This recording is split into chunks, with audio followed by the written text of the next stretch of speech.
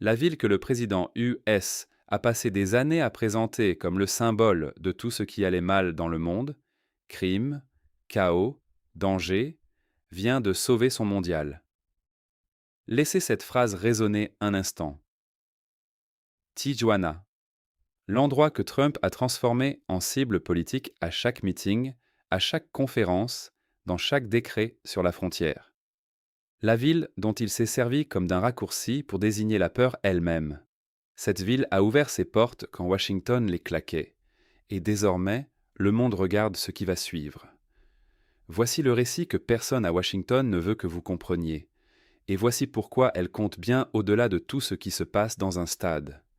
Lorsque le mondial de la FIFA 2026 a été attribué aux USA, au Mexique et au Canada, la promesse était simple et puissante. L'unité par le sport, un continent partagé, un tournoi partagé, un message envoyé au monde. L'Amérique du Nord était prête à accueillir la planète. 32 ans après le dernier mondial organisé aux USA, le pays était de retour, et cette fois, il allait faire plus grand que tout ce qui avait été vu auparavant. Trump était sur la scène du tirage au sort. Il a reçu un trophée. Il a appelé cela son mondial. Ce qui s'est passé ensuite n'avait rien à voir avec le plan de la FIFA. 39 pays figurent actuellement sur la liste US des restrictions de voyage. 39. 4 de ces pays se sont qualifiés pour ce mondial. 4 sélections nationales, des athlètes qui avaient gagné le droit d'être là après des années de compétition, de matchs de qualification et de sacrifices, se sont retrouvés à traverser un piège géopolitique simplement pour rejoindre le tournoi. Mais rien n'a mieux cristallisé la contradiction de ce mondial que ce qui est arrivé à l'Iran. L'équipe nationale iranienne devait d'abord installer son camp d'entraînement à Tucson, en Arizona, une procédure normale. Tôt les équipes arrivent, des semaines en avance et s'entraînent, se préparent, s'adaptent aux conditions. Les Iraniens avaient organisé la logistique, réservé des chambres d'hôtel, établi leur programme d'entraînement. Puis les complications de visa ont commencé, puis les refus, puis les ordres. 15 membres de la délégation administrative et dirigeante iranienne se sont vus refuser totalement des visas US. Parmi eux figuraient son secrétaire général et son vice-président. Le directeur médias, chargé de la presse, n'a pas pu venir, le directeur exécutif non plus, selon le défenseur Ehsan Hajsafi, qui s'est adressé aux journalistes après l'arrivée de l'équipe au Mexique. Plusieurs membres du staff, dont les fonctions sont essentielles au quotidien, ont été tout simplement bloqués, sans explication. Mehdi Taj, président de la fédération iranienne et chargé de toute l'organisation, aurait lui aussi fait partie des personnes interdites d'entrée. L'administration US a confirmé que les joueurs et, je cite, le personnel essentiel avaient obtenu des visas tout en suggérant, sans citer de nom, que certains demandeurs auraient déposé leur dossier sous de faux prétextes. Aucune preuve, aucun cas précis, seulement une accusation vague glissée dans un communiqué. Puis sont venues les conditions. L'ambassadeur d'Iran au Mexique a confirmé ce qui rendait le cas presque sans précédent dans l'histoire du mondial. L'équipe iranienne avait été informée que joueurs et staff ne pourraient entrer aux USA que le jour de leur match et devraient repartir le jour même, entrer le matin, repartir le soir comme des salariés frontaliers venus pour une journée, non comme des athlètes nationaux représentant leur pays dans le sport le plus suivi. Le règlement de la FIFA impose que le sélectionneur d'une équipe tienne une conférence sur le lieu du match la veille de la rencontre. Ce n'est pas une faveur, c'est une obligation. Et la logistique qui consiste à franchir une frontière internationale pour chaque match, chaque obligation médiatique, chaque préparation d'avant-match, n'est pas un simple désagrément. Ce sont des désavantages structurels intégrés dans la compétition elle-même. L'Iran a déplacé son camp de base à Tijuana, et c'est là que l'histoire bascule. Dans les 48 heures suivant la décision de Washington, Tijuana avait déjà des installations prêtes. La gouverneure de Basse-Californie avait déjà préparé une annonce. Le club Xolos, l'équipe professionnelle locale, s'était déjà coordonnée avec la FIFA. La sélection iranienne a atterri, s'est installée et a commencé à préparer un mondial qu'elle devrait rejoindre en navette en traversant l'une des frontières terrestres les plus fréquentées au monde les jours de match, en disputant ses rencontres du groupe F à Los Angeles et Seattle, puis en rentrant au Mexique le soir même. Cela n'est pas arrivé par hasard. Le Mexique, le pays que Trump a passé des années à menacer de droits de douane, à insulter dans ses discours et à traiter comme un problème à gérer, était prêt. Pas en train d'improviser, pas pris de court, prêt. Et la question qui mérite d'être posée à voix haute est celle-ci. Comment un pays peut-il avoir des blocs d'hôtels, des centres d'entraînement, une coordination avec la FIFA et une stratégie de communication publique, prêts et exécutés en moins de 2 jours s'il ne savait pas déjà que ce moment pouvait arriver?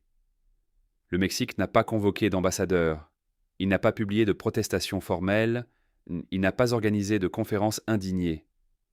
Pendant que les médias mondiaux débattaient pour savoir si Trump détruisait l'esprit du mondial, le Mexique faisait quelque chose de bien plus lourd de conséquences pour Washington.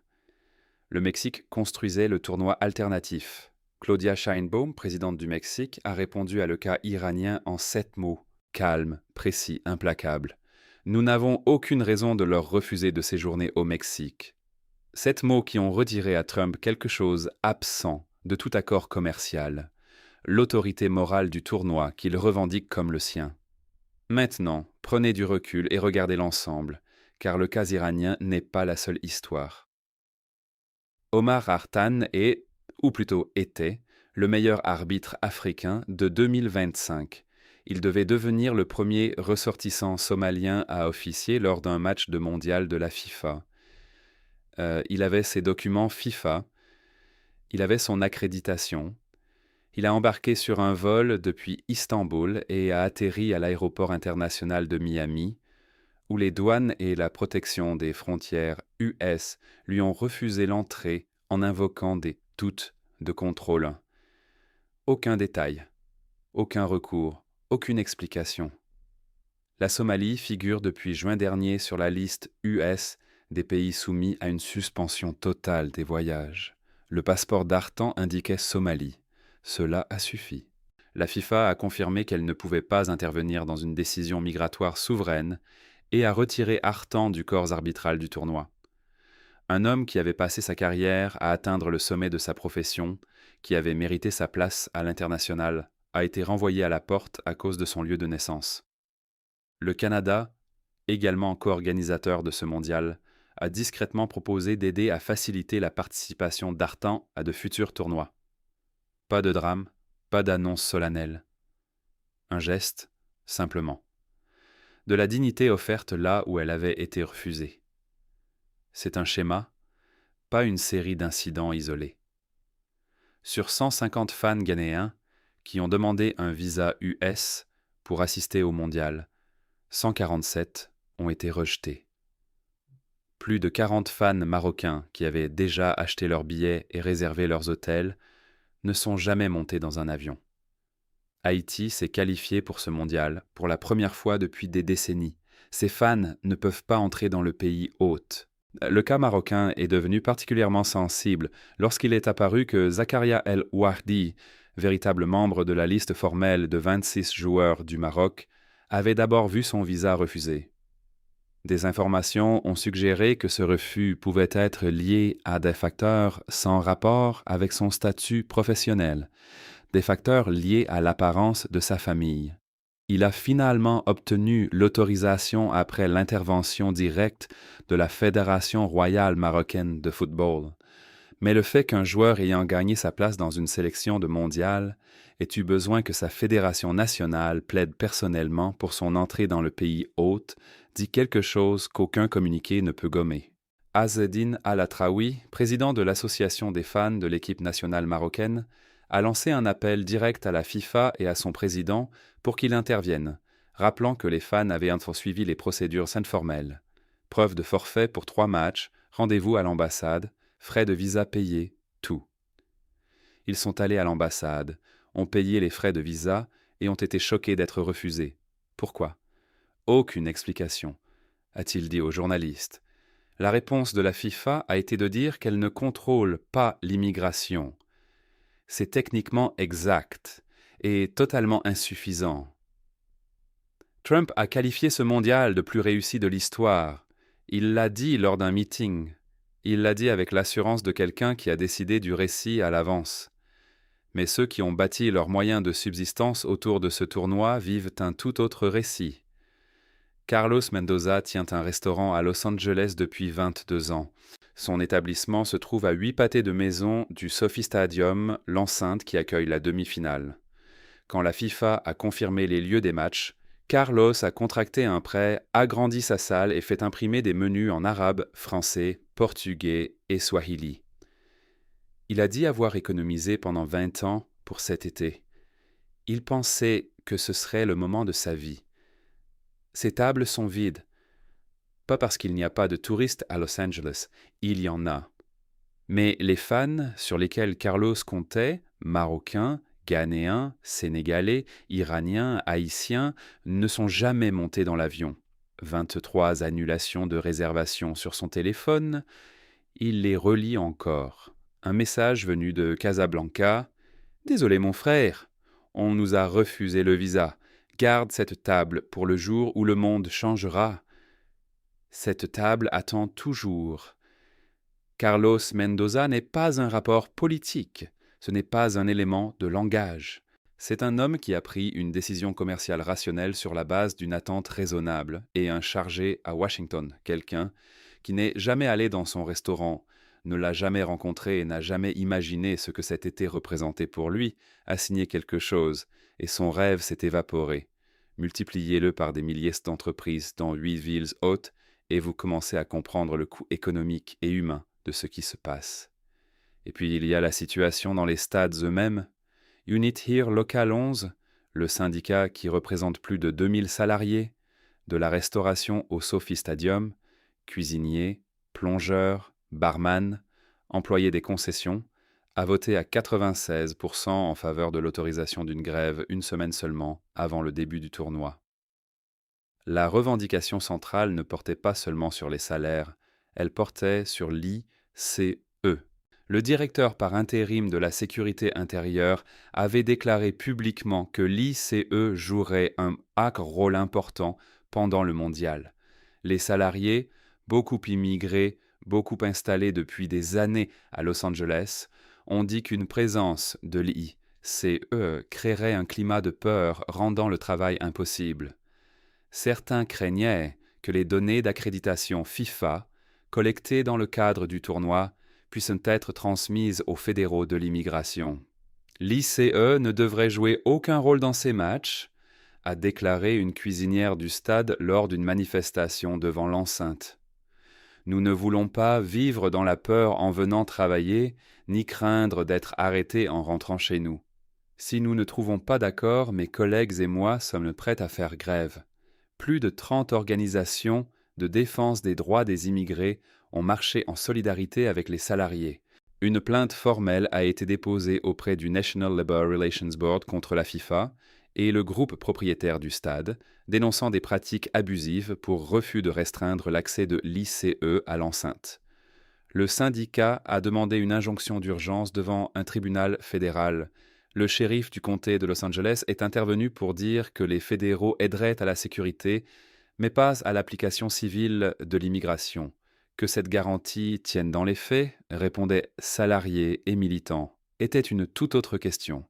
Los Angeles, New York, Chicago, les 3 plus grandes villes US et 3 des 8 marchés hôtes de ce tournoi, sont depuis des mois en conflit ouvert avec l'administration Trump sur l'immigration. Ces villes devaient être la vitrine du mondial US. Là, la tension entre la promesse du tournoi et la réalité du moment politique est la plus visible, la plus brute et impossible à ignorer. C'est ici que l'histoire prend un tournant que les grandes chaînes ne couvrent pas avec l'urgence qu'il mérite. En 1978, l'Argentine a organisé le mondial sous une dictature militaire. Les organisations de défense des droits humains ont protesté. Le monde a débattu. Le monde y est allé quand même. En 2018, La Russie a organisé le mondial sous sanctions internationales et condamnation généralisée. Le monde a débattu. Le monde y est allé quand même. Ce qui se passe en 2026 est d'une autre nature. Pour la première fois dans l'histoire moderne du tournoi, le pays hôte lui-même a provoqué un exode de participants avant le coup d'envoi. Pas des protestations venues de l'extérieur, pas une pression d'un bloc rival, l'hôte. Un exode causé directement par les décisions du gouvernement hôte. C'est sans précédent, et cela restera dans les archives, quelle que soit la fin du tournoi. Mais le Mexique ne se contente pas de réagir aux décisions de Washington. Le Mexique exécute une stratégie, un jeu long. Et plus on examine le calendrier, plus l'image devient nette. Quelques semaines avant le début du tournoi, le Mexique a finalisé son accord commercial avec l'Union européenne, le plus important de son histoire. Le moment n'avait rien d'accidentel. C'était un message envoyé sans une seule attaque directe contre Trump. Le Mexique a d'autres partenaires. Le Mexique n'a pas besoin de supplier. Le Mexique n'est pas dans une relation subordonnée avec Washington, simplement parce que la géographie le dit. Chaque équipe qui ne peut pas dormir aux USA dort au Mexique. Chaque fédération qui négocie discrètement avec la FIFA reçoit un appel de Mexico. Le Mexique devient ce que l'on pourrait appeler la puissance d'hospitalité stratégique de ce tournoi, la porte arrière d'un mondial que son co-organisateur du Nord transforme peu à peu en forteresse. Sheinbaum n'a pas fait de grands discours à ce sujet. Elle n'a pas organisé de sommet. Elle a avancé avec précision, en silence, avec une patience de long terme, que les cycles politiques US, obsédés par l'attention immédiate, sont incapables d'égaler. Ce qu'elle comprend, et ce que Washington semble ne pas avoir pleinement calculé, c'est que les 48 nations participantes regardent. Les fédérations africaines dont l'arbitre a été refoulé à Miami. Les pays arabes dont les fans ont été refusés dans les ambassades. Les pays latino-américains dont les fans ne pouvaient même pas se permettre une demande de visa presque certaine d'être rejetée. Tous regardent, et ils s'en souviendront, pas la semaine prochaine, pas à temps pour la finale, mais lorsque des négociations commerciales s'ouvriront, lorsque des investissements d'infrastructures seront prises, lorsque des pays choisiront quelles relations diplomatiques approfondir et lesquelles laisser dépérir. Ces souvenirs n'expirent pas. Ils s'accumulent. L'architecture géopolitique qui se met en place maintenant, discrètement, sans communiquer, dans les halls d'hôtels, les réunions de fédération et les appels bilatéraux, survivra à ce tournoi pendant des décennies. Et les villes qui portent le poids de la contradiction entre la promesse du mondial et les politiques US ne sont pas des abstractions. Elles sont Los Angeles, où Carlos Mendoza relie encore des annulations de personnes qu'il ne rencontrera jamais. Elles sont Miami, où un arbitre somalien a été refoulé à la porte après une carrière passée à gagner sa place au niveau mondial. Elles sont les villes hôtes qui ont voté pour ce tournoi, construit pour ce tournoi, et se retrouvent prises entre ce que le tournoi devait représenter et ce que Washington en a fait. Le titre de Trump cette semaine dit « mondial », le titre du Monde dit autre chose, les communautés déplacées par la pression foncière qu'apporte un mondial. Les quartiers de Mexico qui signalent contre des pénuries d'eau tandis que les infrastructures sportives consomment des ressources. Les petites entreprises des villes hautes US qui se sont endettées pour une version de cet été qui n'est jamais venue. Les salariés d'Inglewood qui ont dû choisir entre leur emploi et leur liberté. Ce ne sont pas des notes de bas de page, c'est l'histoire sous l'histoire. Le Mexique n'est pas naïf sur ce qu'il fait. Les manifestations devant le stade Banorte à Monterrey n'ont pas disparu. Des communautés mexicaines ont été déplacées par la pression foncière du tournoi. Sheinbaum le sait. Elle défend quelque chose de plus grand qu'un tournoi de football. Elle défend l'idée, devant son propre pays, devant l'hémisphère, devant le monde qui regarde, qu'un autre modèle de puissance existe dans cette région. Pas des murs, des portes, pas des interdictions, des visas, pas l'ICE dans les stades, des drapeaux dans les aéroports. Cette idée a un horizon de 20 ans, et elle se formule maintenant, lors de le sport le plus suivi, avec le monde comme public. Trump dominera les titres cette semaine. Il sera photographié lors d'un match. Il parlera des foules et des audiences. Il revendiquera le succès comme le sien. Et dans le cycle médiatique immédiat, il aura probablement raison. Mais les fédérations d'Afrique, du monde arabe, d'Amérique latine, des nations dont les athlètes, chargés et fans, ont été traités comme des menaces pour la sécurité plutôt que comme des invités à une fête mondiale, ne lisent pas les mêmes titres. Elles digèrent une autre expérience, et quand viendra le moment de choisir des partenaires, alliés, investisseurs et amis pour les décennies à venir, elles se souviendront non pas de ce qui a été dit à une tribune, mais de ce qui s'est passé à la porte. Carlos Mendoza retournera ce soir dans son restaurant. Il essuiera des tables qui auraient dû être pleines. Il passera devant des chaises réservées à des gens qui ne voulaient rien d'autre que voir leur équipe jouer, manger correctement et sentir pendant quelques semaines que le monde s'était ouvert à eux. Quelqu'un à Washington a décidé que ce ne serait pas le cas. Quelqu'un qui n'a jamais entendu le nom de Carlos. Le Mexique ne négocie pas avec Trump. Le Mexique attend. Il attend avec des portes ouvertes, des accords signés et des centres d'entraînement prêts pour la prochaine équipe qui se retrouvera refoulée. Le Mexique parie que les USA finiront par se vider de l'intérieur et que, lorsque cela arrivera, le monde saura où se trouve l'autre porte. Le mondial se termine dans 60 jours. Le réalignement qui l'accélère vient à peine de commencer, et Tijuana, la ville censée incarner tout ce qu'il fallait craindre, est le lieu où l'alternative s'est construite silencieusement et complètement, avant que Washington comprenne qu'il en avait besoin. La ville la plus dangereuse du monde vient de sauver le plus grand tournoi du monde. Et ce qu'il y a de plus dangereux dans cette phrase, c'est la manière parfaite dont elle explique tout le reste.